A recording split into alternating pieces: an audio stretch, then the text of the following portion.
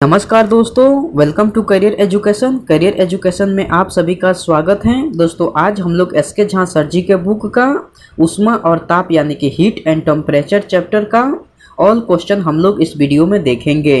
बिल्कुल दोस्तों, आप सही सुने, एस के झा सर जी के बुक का ऊष्मा और ताप यानी कि हीट एंड टेम्परेचर चैप्टर का ऑल क्वेश्चन हम लोग इस वीडियो में देखेंगे। तो आप वीडियो को पूरा देखिए, आपके लिए एक एक सवाल इम्पोर्टेंट हैं। दोस्तों इससे पहले आपको 5 वीडियो करा दिया गया है, तो अगर अभी तक आप उस वीडियो को नहीं देखे हैं तो प्लीज़ जाकर वो भी वीडियो देख लीजिए। ओके, चलिए नेक्स्ट क्वेश्चन आपको 157 नंबर कह रहा है कि शुद्ध पदार्थ में कोई अन्य पदार्थ मिला देने पर उसके गलनांक पर क्या प्रभाव पड़ता है। 4 ऑप्शन दिया है, इसमें से आपको चुनकर बताना है कि शुद्ध पदार्थ में कोई अन्य पदार्थ मिला देने पर उसके गलनांक पर क्या प्रभाव पड़ता है। तो उसके गलनांक जो है वो आपको घट जाता है। उसके गलनांक पर क्या प्रभाव पड़ता है दोस्तों, तो उसके गलनांक जो है वो आपको घट जाता है। ऑप्शन बी जो है वो आपका बिल्कुल सही उत्तर हो जाएगा।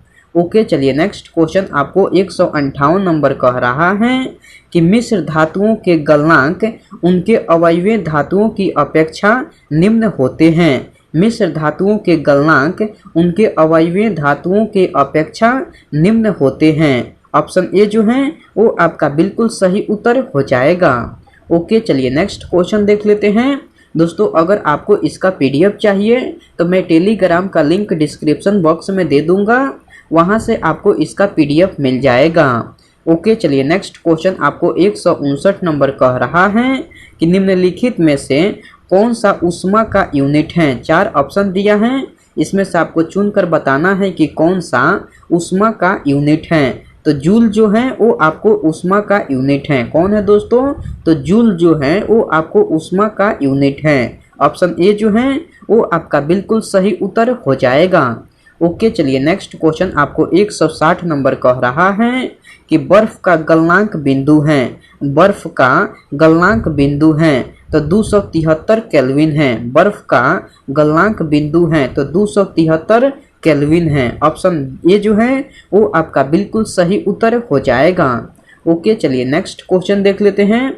नेक्स्ट क्वेश्चन आपको 161 नंबर कह रहा है कि जिस तापमान पर तरल अपनी तरल अवस्था से ठोस अवस्था में परिवर्तित होते हैं उसे डैश कहा जाता है। तो उसे हिमांक बिंदु कहा जाता है। उसे क्या कहा जाता है दोस्तों, तो उसे हिमांक बिंदु कहा जाता है। ऑप्शन बी जो है वो आपका बिल्कुल सही उत्तर हो जाएगा।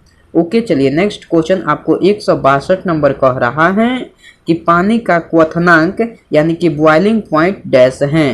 पानी का क्वथनांक यानी कि बॉइलिंग पॉइंट डैश है तो 212 डिग्री फ़ारेनहाइट है। कितना है दोस्तों, तो 212 डिग्री फ़ारेनहाइट। ऑप्शन बी जो है वो आपका बिल्कुल सही उत्तर हो जाएगा।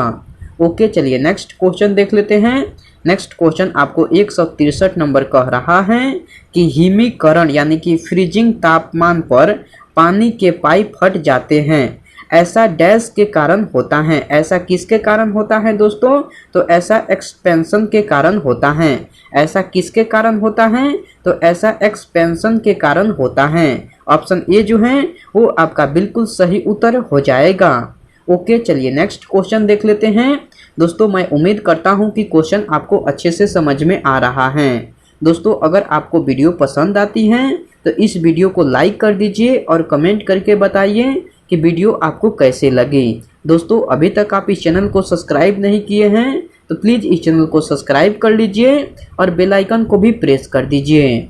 ओके, चलिए नेक्स्ट क्वेश्चन आपको 164 नंबर कह रहा है कि पानी का क्वथनांक बिंदु यानी कि बॉइलिंग पॉइंट केल्विन पैमाने में क्या होगा।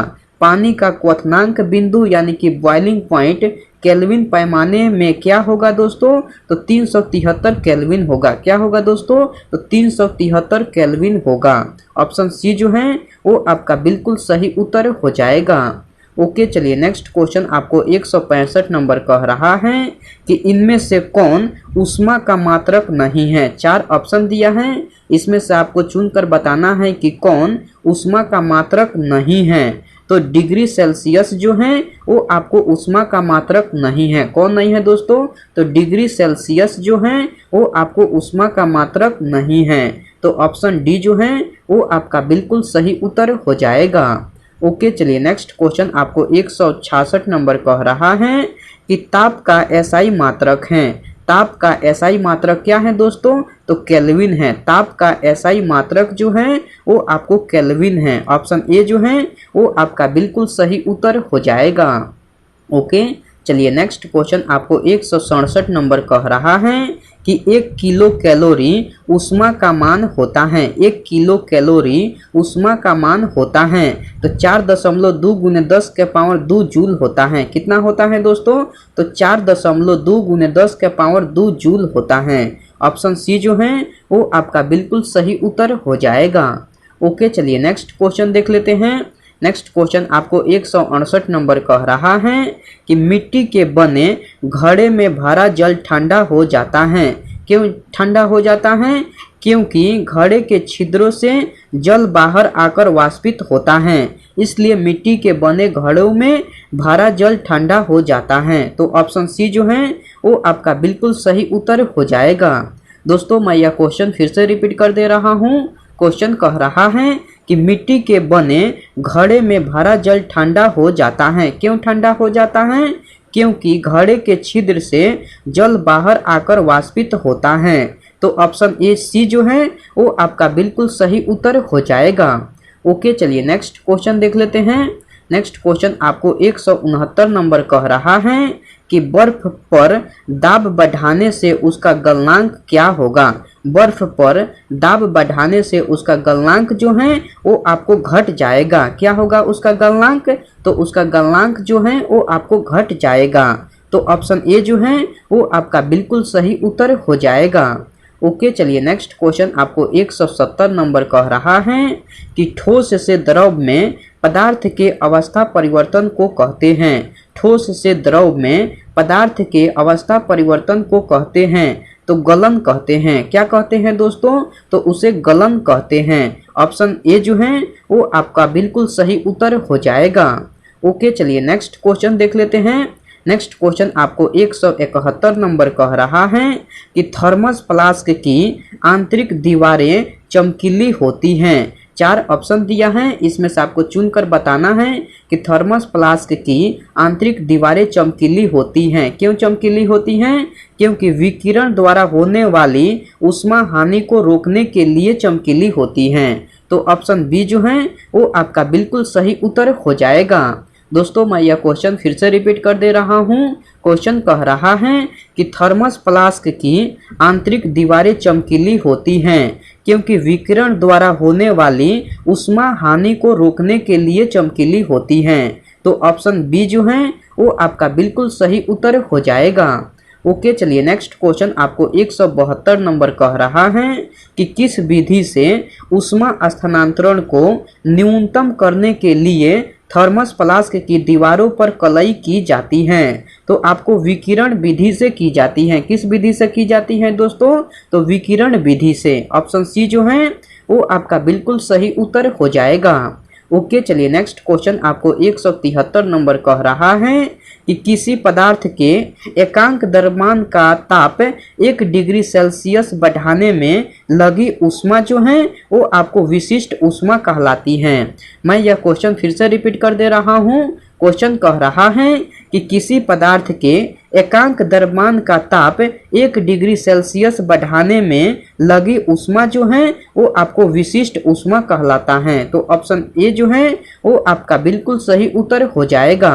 ओके, चलिए नेक्स्ट क्वेश्चन आपको 174 नंबर कह रहा है कि निम्नलिखित में से किसमें सर्वोच्च विशिष्ट ऊष्मा का मान होता है। 4 ऑप्शन दिया है, इसमें से आपको चुनकर बताना है कि निम्नलिखित में से किसमें सर्वोच्च विशिष्ट ऊष्मा का मान होता है। तो जल में होता है। किस में होता है दोस्तों?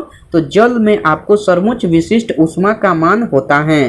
तो ऑप्शन डी जो है वो आपका बिल्कुल सही उत्तर हो जाएगा। ओके, चलिए नेक्स्ट क्वेश्चन देख लेते हैं। नेक्स्ट क्वेश्चन आपको 175 नंबर कह रहा है कि दाब बढ़ाने से किसी द्रव का क्वथनांक जो है वो आपको बढ़ेगा। दाब बढ़ाने से किसी द्रव का क्वथनांक जो है वो आपको बढ़ेगा। तो ऑप्शन बी जो है वो आपका बिल्कुल सही उत्तर हो जाएगा।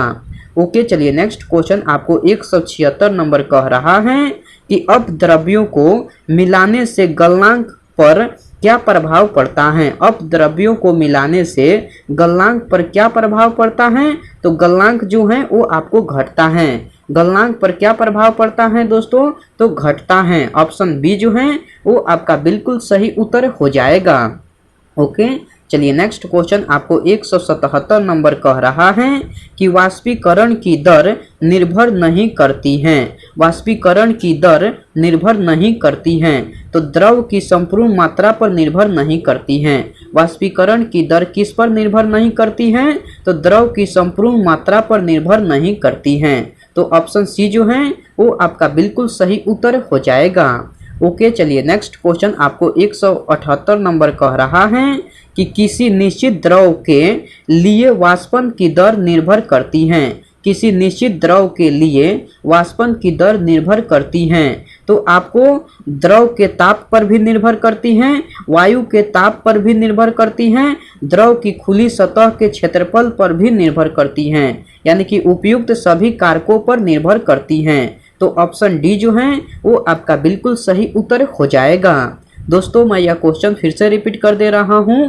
क्वेश्चन कह रहा है कि किसी निश्चित द्रव के लिए वाष्पन की दर निर्भर करती है, तो आपको द्रव के ताप पर भी निर्भर करती है, वायु के ताप पर भी निर्भर करती है और द्रव की खुली सतह के क्षेत्रफल पर भी निर्भर करती हैं, यानी कि उपयुक्त सभी कारकों पर निर्भर करती हैं। तो ऑप्शन डी जो है वो आपका बिल्कुल सही उत्तर हो जाएगा। ओके, चलिए नेक्स्ट क्वेश्चन देख लेते हैं।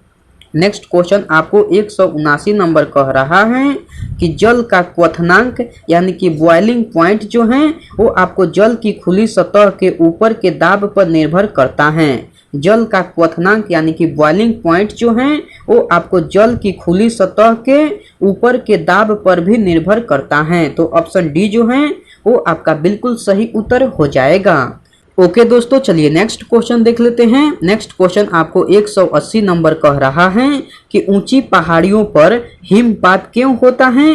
क्योंकि ऊंची पहाड़ियों पर तापमान हिमांक से कम होता है, अतः जलवाष्प जमकर बर्फ बन जाती हैं, इसलिए ऊंची पहाड़ियों पर हिमपात होता है। तो ऑप्शन सी जो है वो आपका बिल्कुल सही उत्तर हो जाएगा। ओके, चलिए नेक्स्ट क्वेश्चन देख लेते हैं। नेक्स्ट क्वेश्चन आपको 181 नंबर कह रहा है कि पहाड़ की चोटियों पर आलूओं को पकाने में अधिक समय लगता है। क्यों लगता है? क्योंकि वायुमंडल दाब कम होता है। क्योंकि पहाड़ की चोटियों पर वायुमंडल दाब कम होता है, इसलिए आपको आलूओं को पकाने में अधिक समय लगता है। तो ऑप्शन डी जो है वो आपका बिल्कुल सही उत्तर हो जाएगा। दोस्तों मैं यह क्वेश्चन फिर से रिपीट कर दे रहा हूँ। क्वेश्चन कह रहा है कि पहाड़ की चोटियों पर आलूओं को पकाने में अधिक समय लगता है। क्यों लगता है? क्योंकि वायुमंडलीय दाब कम होता है। क्योंकि पहाड़ की चोटियों पर वायुमंडलीय दाब कम होता है, इसलिए आपको पहाड़ की चोटियों पर आलूओं को पकाने में अधिक समय लगता है। तो ऑप्शन डी जो है वो आपका बिल्कुल सही उत्तर हो जाएगा। ओके, चलिए नेक्स्ट क्वेश्चन आपको 182 नंबर कह रहा है कि तेज हवा वाली रात्रि में ओस नहीं बनती है। तेज हवा वाली रात्रि में ओस नहीं बनती है। क्यों नहीं बनती है? क्योंकि वाष्पीकरण की दर तेज होती है, इसलिए तेज हवा वाली रात्रियों में ओस नहीं बनती है। तो ऑप्शन ए जो है वो आपका बिल्कुल सही उत्तर हो जाएगा। ओके, चलिए नेक्स्ट क्वेश्चन आपको 183 नंबर कह रहा है कि मिट्टी के घड़े में पानी का ठंडा होना निर्भर करता है। मिट्टी के घड़े में पानी का ठंडा होना निर्भर करता है, तो बाह्य ताप पर भी निर्भर करता है, वायुमंडलीय आर्द्रता पर भी निर्भर करता है और वायु पर भी निर्भर करता है, यानी कि उपयुक्त सभी पर निर्भर करता है। तो ऑप्शन डी जो है वो आपका बिल्कुल सही उत्तर हो जाएगा। ओके दोस्तों, आज का वीडियो में इतना ही क्वेश्चन था। जो क्वेश्चन बच गया है आपको नेक्स्ट वीडियो में करा दिया जाएगा। ओके दोस्तों, आपसे मैं नेक्स्ट वीडियो में मिलता हूँ। तब तक के लिए टेक केयर दोस्तों एंड बाय।